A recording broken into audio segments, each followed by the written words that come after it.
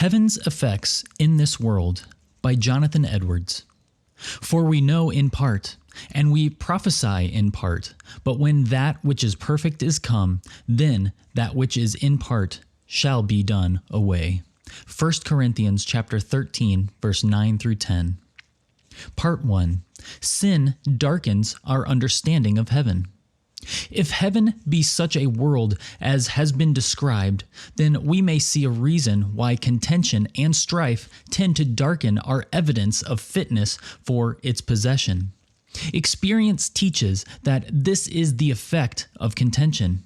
When principles of malignity and ill will prevail among God's people, as they sometimes do through the remaining corruption of their hearts, and they get into a contentious spirit, or are engaged in any strife, whether public or private, and their spirits are filled with opposition to their neighbors in any matter whatever, their former evidences for heaven seem to become dim or die away, and they are in darkness about their spiritual state, and do not find that comfortable and satisfying hope that they used to enjoy. And so, when converted persons get into ill frames in their families, the consequence commonly, if not universally, is that they live without much of a comfortable sense of heavenly things or any lively hope of heaven. They do not enjoy much of that spiritual calm and sweetness that those do who live in love and peace.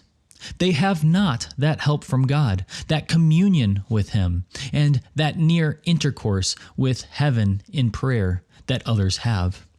The apostle seems to speak of contention in families as having this influence.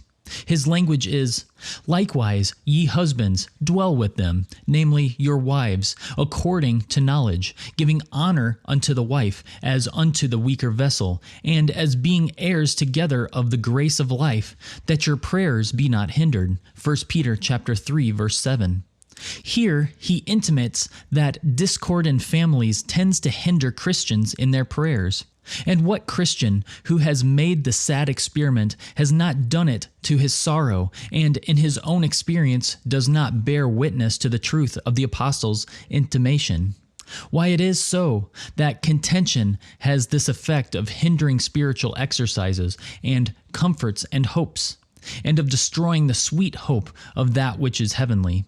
We may learn from the doctrine we have considered. For heaven being a world of love, it follows that when we have the least exercise of love and the most of a contrary spirit, then we have the least of heaven and are farthest from it in the frame of our mind. Then we have the least of the exercise of that wherein consists a conformity to heaven, and of a preparation for it, and of what tends to it. And so, necessarily, we must have least evidence of our title to heaven, and be farthest from the comfort which such evidence affords. We may see again from this subject. Point 2.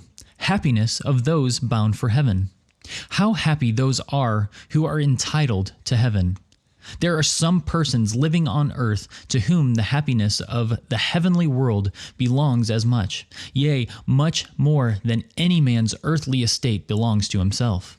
They have a part and interest in this world of love, and have a proper right and title to it, for they are of the number of those of whom it is written, "Blessed are they that do His commandments, that they may have right to the tree of life, and may enter in through the gates into the city." Revelation chapter 22, verse 14. And doubtless there are such persons here among us. And oh, how happy are all such, entitled as they are to an interest in such a world as heaven. Surely they are the blessed of the earth, and the fullness of their blessedness no language can describe, no words express. But here some may be ready to say, without doubt they are happy persons that have a title to such a blessed world, and are soon to enter on the eternal possession of its joys. But who are these persons? How shall they be known, and by what marks may they be distinguished?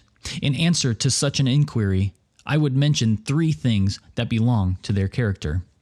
First, They are those that have had the principle or seed of the same love that reigns in heaven implanted into their hearts, in this world, in the work of regeneration. They are not those who have no other principles in their hearts than natural principles, or such as they have by their first birth, for that which is born of the flesh is flesh. John chapter 3, verse 6. And so they are charged, and from being earthly have become heavenly in their dispositions. The love of the world is mortified, and the love of God implanted. Their hearts are drawn to God and Christ, and for their sakes flow out to the saints in humble and spiritual love, being born again, not of corruptible seed, but of incorruptible. 1 Peter chapter 1, verse 23. Which were born not of blood, nor of the will of the flesh, nor of the will of man, but of God. John chapter 1, verse 13.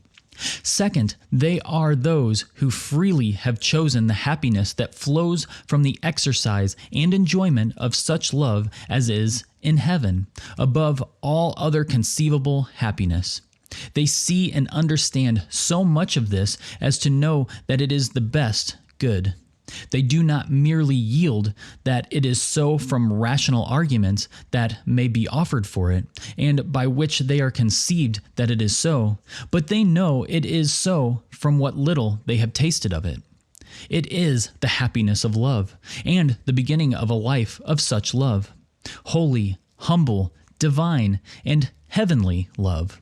Love to God, love to Christ, and love to saints for God and Christ's sake, and the enjoyment of the fruits of God's love in holy communion with God, Christ, and holy persons. This is what they have a relish for.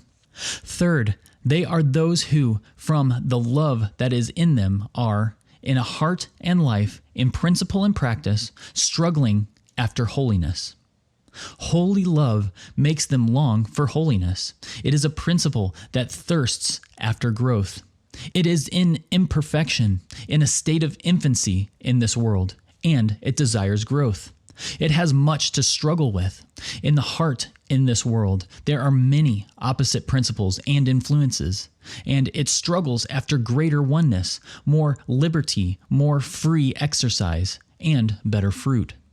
The great strife and struggle of the new man is after holiness. And his hands struggle as well as his heart. He strives in his practice. His life is a life of sincere and earnest endeavor to be universally and increasingly holy. He feels that he is not holy enough, but far from it, and he desires to be nearer perfection and more like those who are in heaven.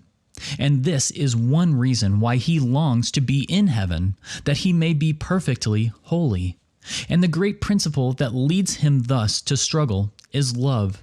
It is not only fear, but it is love to God, love to Christ, and love to holiness. This concludes the reading of Heaven's Effects in This World by Jonathan Edwards. If you enjoyed this video, please hit the like button so that videos like these can spread to more people. Thank you so much for following along, and we'll catch you in the next video.